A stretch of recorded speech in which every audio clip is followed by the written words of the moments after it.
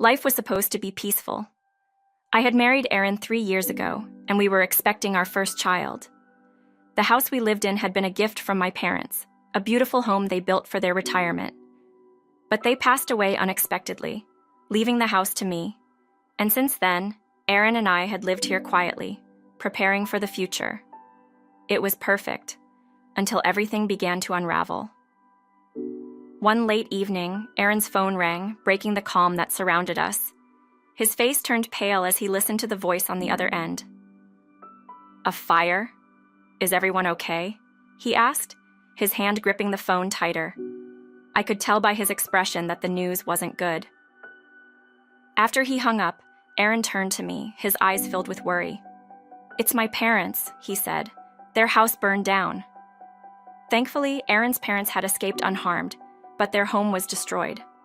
I knew what was coming next before Aaron even asked. "Do you think they could stay with us for a while, just until their house is rebuilt?" I couldn't say no. After all, they were family, and I didn't see them often enough to have any bad blood between us. Reluctantly, I nodded. "Of course," I said. "Let's go pick them up." 2 hours later, Aaron returned with his parents. They looked exhausted, their faces ashen from the fire and stress. "I'm sorry to trouble you, Sarah," Aaron's mother said, her voice weak. "We don't want to impose." Her eyes filled with tears, and I could see how much this had shaken them.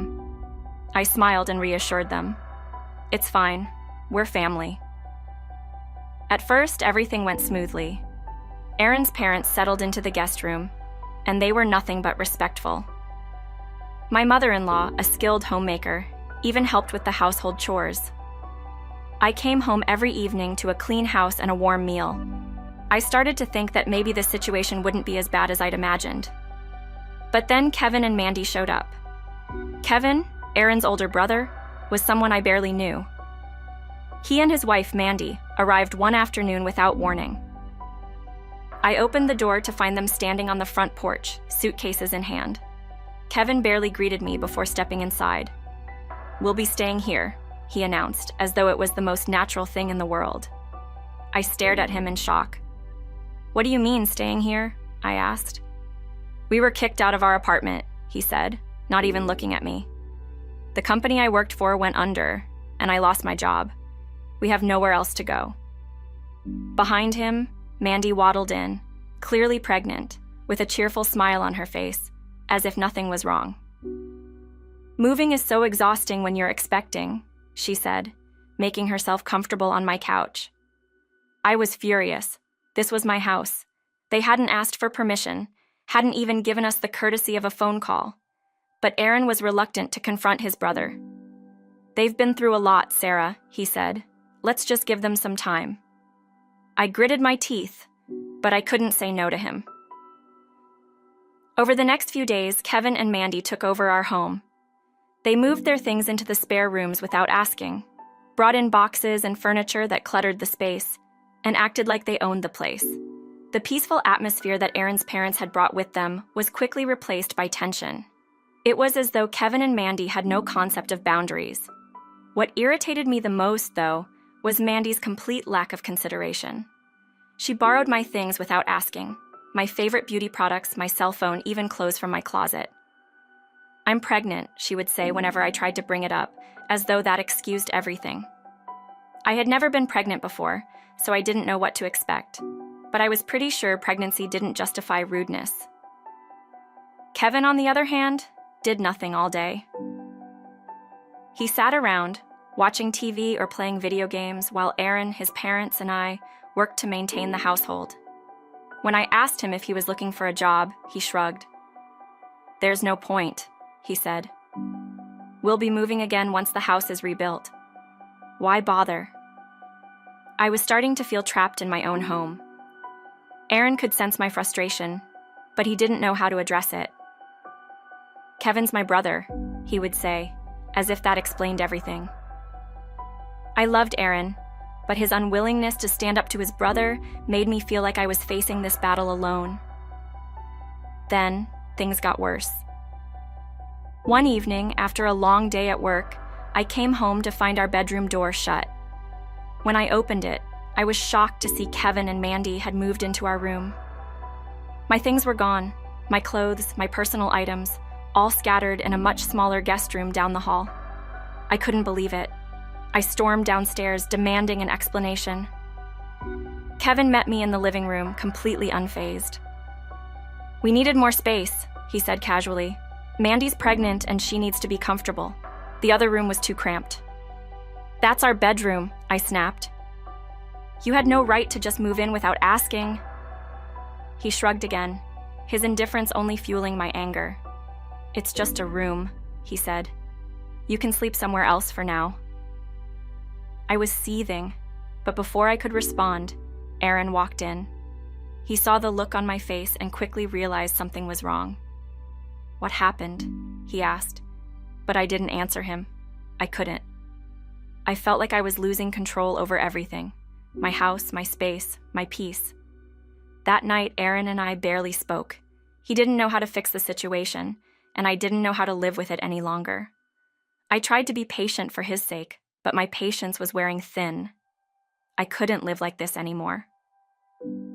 Then came the debt collectors. It was a Saturday morning when the doorbell rang.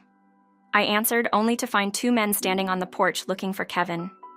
They weren't friendly. One of them pushed past me, walking into the house as if he owned it. "Where's Kevin?" he demanded, his voice cold and intimidating. Kevin, who usually spent his days lounging on the couch, had vanished. I later found out he had run out the back door the moment he heard the bell.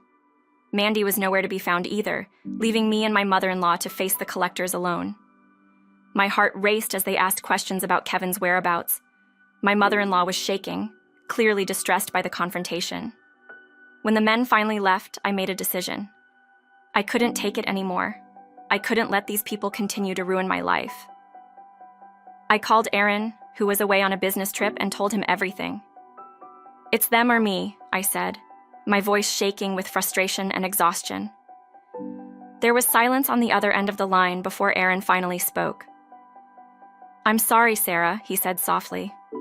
"I should have dealt with this sooner. Do whatever you need to do." I hung up the phone and immediately started planning. That night, I cooked dinner for everyone: Kevin, Mandy, Aaron's parents, and myself. I kept my cool, though it took every ounce of restraint I had. I served Kevin and Mandy plain, boiled vegetables and beans. No seasoning, no sides, nothing. When they complained, I didn't care. "It's good for you," I said, forcing a smile. The next morning, things escalated further. While Kevin and Mandy were out, I called a moving company.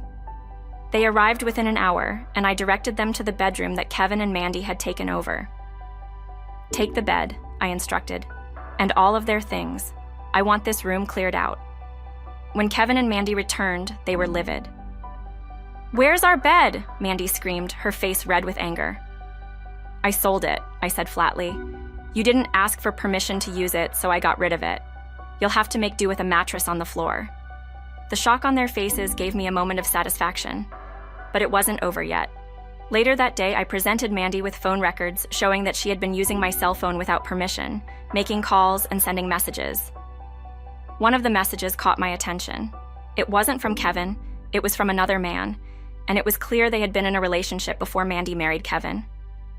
I confronted her. "That child isn't Kevin's, is it?" I asked, my voice cold. Mandy's face went pale. She stammered, trying to deny it, but I already knew the truth. The message was evidence enough. "Once Kevin finds out, he's going to divorce you," I said. "But before that happens, you're leaving my house. Today." Mandy pleaded, but I was done listening. I had given them more than enough chances, and they had taken advantage of my kindness for far too long. When Kevin returned later that evening, I told him everything. His face twisted in disbelief and anger as I explained what I had discovered. He confronted Mandy, and their argument could be heard throughout the house. By the end of the night, they were packing their bags, preparing to leave. It wasn't just the affair that had driven Kevin away. My in-laws, too, were done with their eldest son's irresponsibility. They had quietly suffered alongside me, but now they had reached their breaking point. "We're selling the land where our house was," my father-in-law told me one evening. We're moving into an apartment. We can't deal with this anymore." The next morning, Kevin and Mandy were gone. The house was quiet again, just as it had been before they arrived. Aaron and I stood together in the empty room, holding hands. "I'm sorry," he said softly. "I should have dealt with it sooner." I smiled, squeezing his hand. "It's over now," I said. "We can move on." A few months later, I found out I was pregnant. Aaron cried tears of joy when I told him, and we began preparing our home for the new arrival. The stress that had consumed our lives was gone, replaced by peace and happiness. My in-laws moved into a cozy apartment nearby, and they were just as excited about the baby as we were. As I stood in the nursery, gently stroking my belly, Azrania, I felt a sense of calm wash over me. "Mom, Dad," I whispered, looking around the house my parents had built. "We're going to raise our family here. Thank you for giving us this home.